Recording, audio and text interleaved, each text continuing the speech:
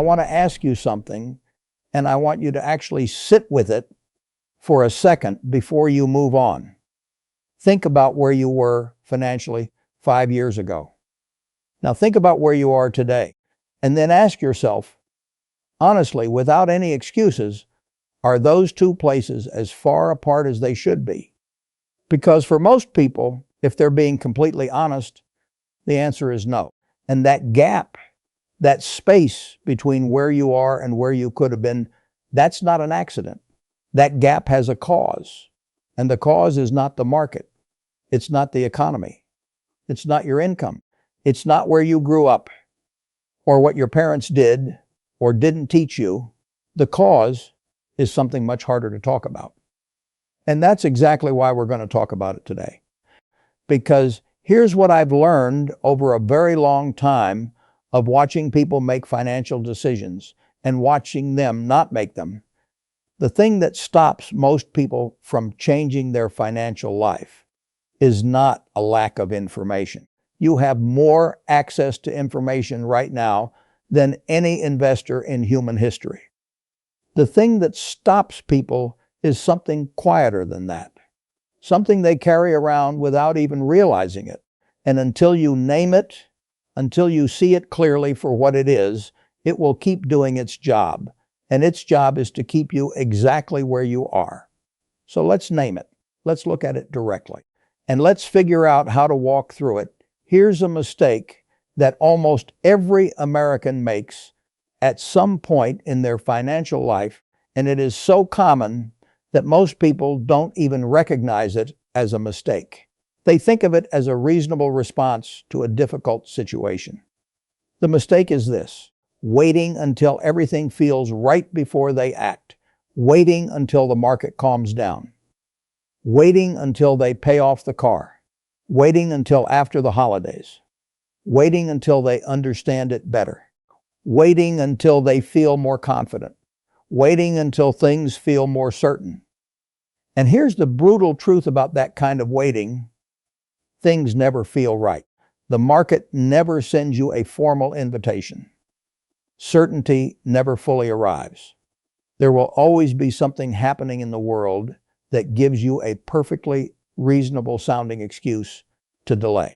And every single one of those delays has a cost, a real, computable, irreversible cost that most people never sit down and actually calculate because the math is too uncomfortable to look at. Let me give you a picture of what I mean. Imagine two people. Both of them are 30 years old. Both of them have $300 a month they could invest. One of them starts today. One of them waits just 5 years, maybe because the economy feels shaky, maybe because they want to do more research, maybe because life just got in the way. 5 years later, the second person starts investing the exact same $300 a month. By the time both of them reach 65, the person who started at 30 has roughly 85% more money than the person who started at 35. Same monthly amount, same investments. The only difference is 5 years. That's not a minor gap. That's the difference between a dignified retirement and a stressful one. That's the difference between options and obligations. And the person who waited, they didn't feel like they were making a mistake while they were doing it. They felt like they were being careful. They felt like they were being responsible. They told themselves they were waiting for the right moment. And the right moment never came, because the right moment was always right now, and right now kept moving forward without them. That's the first thing I want you to understand. The cost of delay is not abstract. It is not theoretical. It compounds just as surely as your money does. And most people have paid far more of that cost than they realize. But let me push a little deeper here, because the real question isn't just about timing. The real question is, why does the waiting happen in the first place? Because it's not laziness. I don't believe it's laziness for the vast majority of people. People work incredibly hard. They're not lazy. It's something else. And when I've watched people closely, not their portfolios, but them, their behavior, the way they talk about money, the way their voice changes when the subject comes up. What I see underneath all of that waiting and hesitation is fear. Not fear of losing money, exactly. Deeper than that. Fear of making the wrong decision. Fear of being foolish. Fear of looking uninformed. Fear of committing to something and then watching it go wrong and having to face what that means about their judgment. Fear of being seen by themselves. More than anyone, as someone who tried and failed, that fear is not irrational. I want to be clear about that. It comes from real places. Maybe you watch someone in your family make a financial mistake that hurt everyone.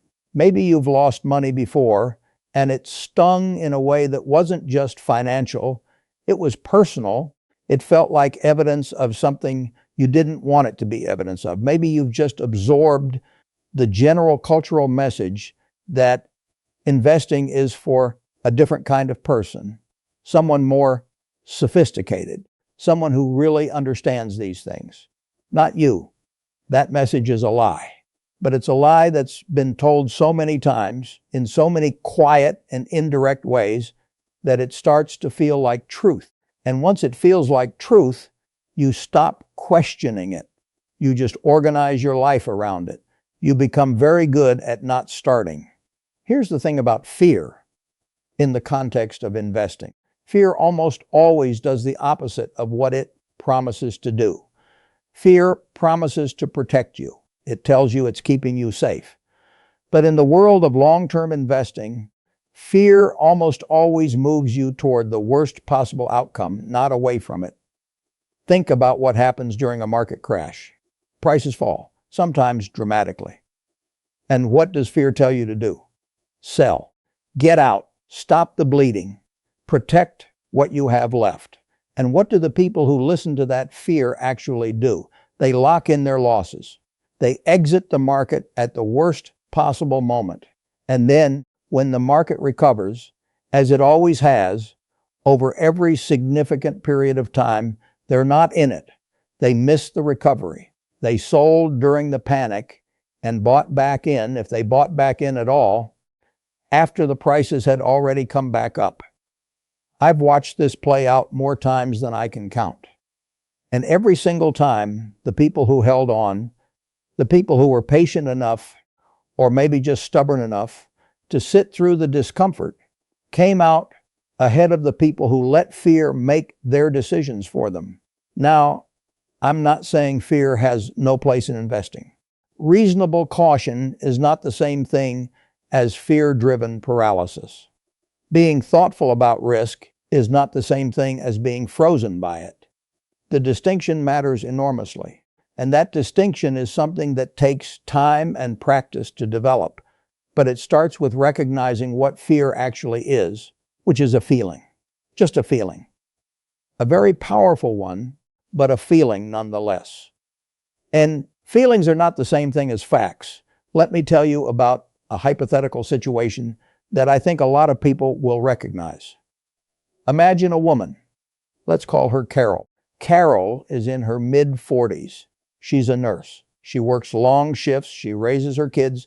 She manages her household with a level of precision and dedication that would genuinely impress most people. In her professional life, Carol makes hard calls all the time. She assesses situations quickly and acts. She's competent and confident at what she does. But when it comes to her finances, Carol freezes. She has a 401k through her employer, but she's never changed the default allocation it was set to when she first enrolled 8 years ago. She knows she should probably look at it. She means to. But every time she sits down to look into it, she feels overwhelmed and closes the browser. She tells herself she'll do it when she has more time, when she understands it better, when things calm down. Meanwhile, that default allocation is about as aggressive as a savings account. It's doing almost nothing for her. The money is there, technically, but it's barely growing, and every year that passes is a year of compounding she will never get back. Now, the interesting part about Carol is not that she's uninformed. She could learn this stuff. She's clearly intelligent. She's mastered an extremely complex field. The interesting part is that something specific happens inside her when she confronts her finances. There's a kind of shutdown, and if you asked Carol why, she might say she just doesn't understand it well enough. But the deeper answer, if she were willing to go there, is that her finances feel like a report card, and she doesn't want to read the report card because she's afraid of what it says. Not about her investments. About her, Carol is not unusual. Carol is most of us, in some version or another. The question is what Carol does next.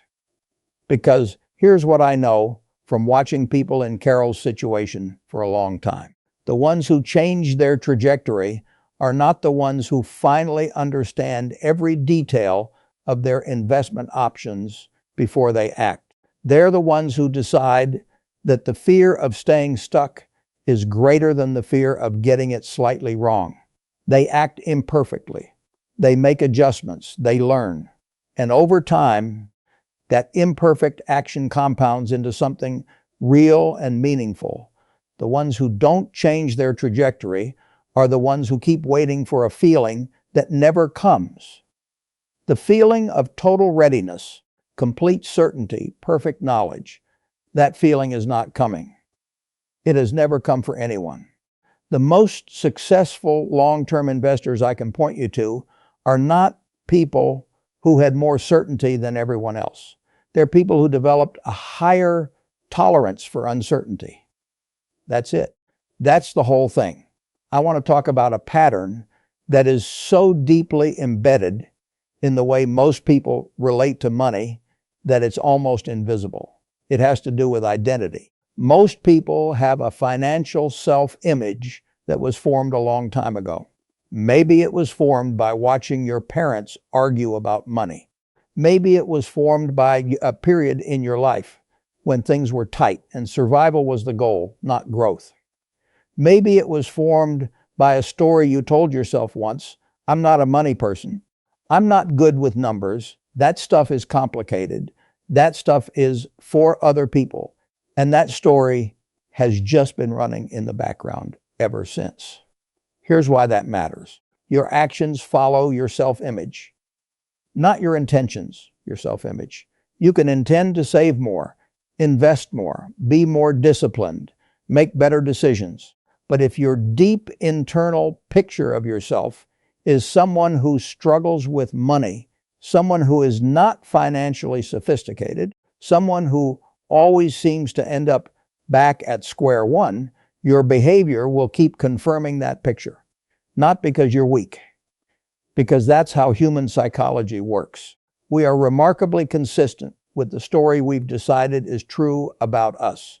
The shift that changes everything, and I want to be very precise about this, is not acquiring new information.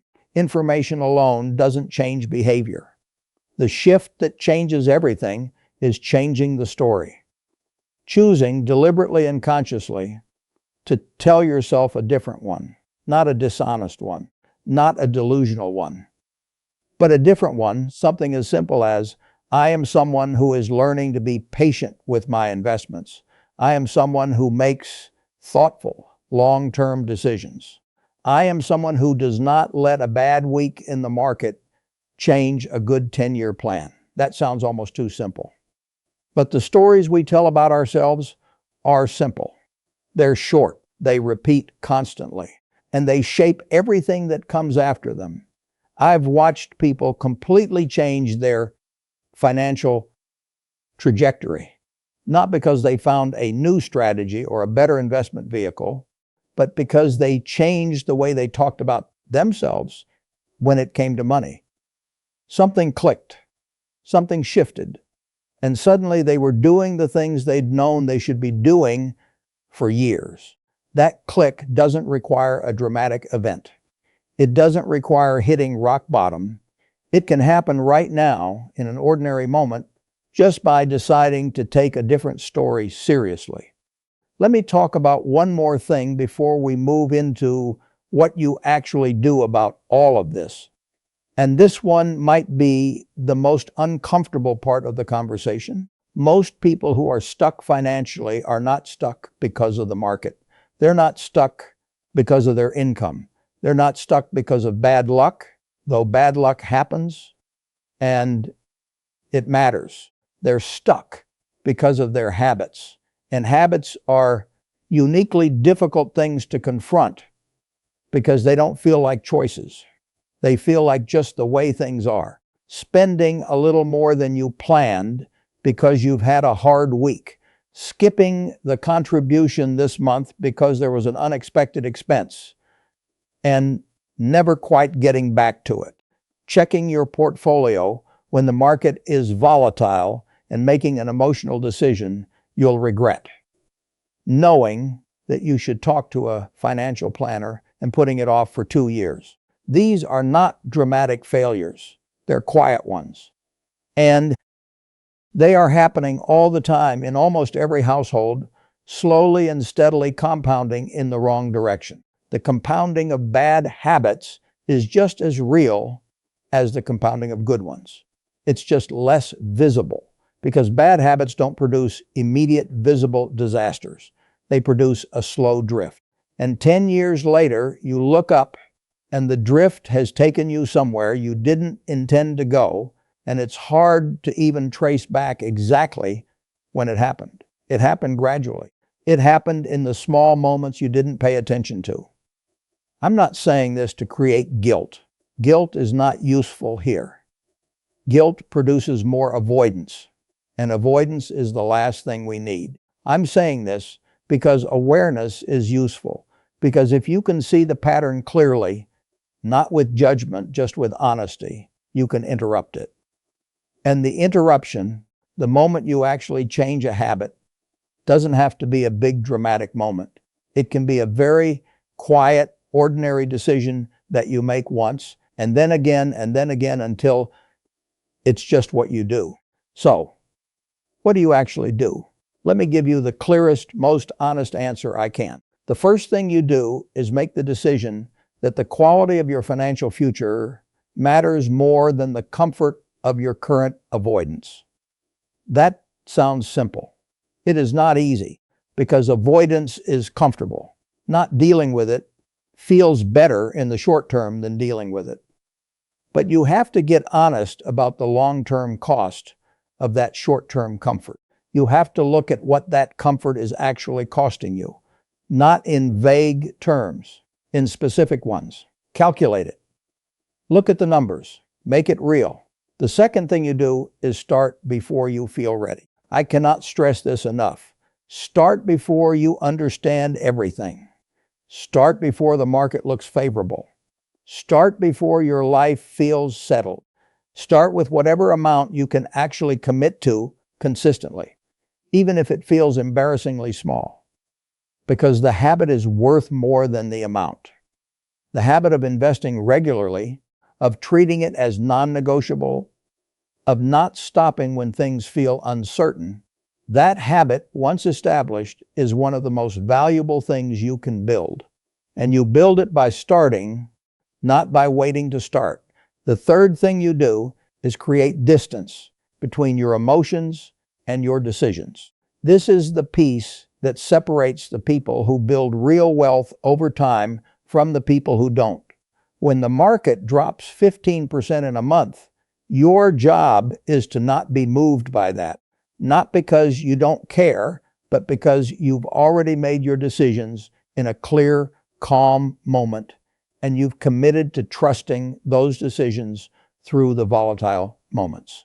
The way you do this is by having a plan that you've thought through when things are quiet, so that when things are loud, you already know what you're doing.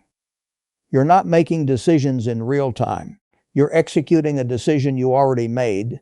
The fourth thing, and this one is quieter but just as important, is to decide that time is your ally and not your enemy. Most people experience time in their financial life as a source of pressure. I'm running out of time. I should have started earlier. It's too late for this to matter. Those thoughts are almost never accurate, and they're always harmful. Whether you're 25 or 55, the time you have is real. The compounding available to you right now is real. The decision you make today will be felt in your life years from now. That is not something to feel pressure about. It is something to feel the weight of seriously and with clear eyes, and then to act on. And the fifth thing, the one I want to leave you with, is to understand at a fundamental level that changing your financial life is not primarily a financial exercise. It is a psychological one. The mechanics of investing are not complicated. Diversify, stay consistent, think in decades, control your costs.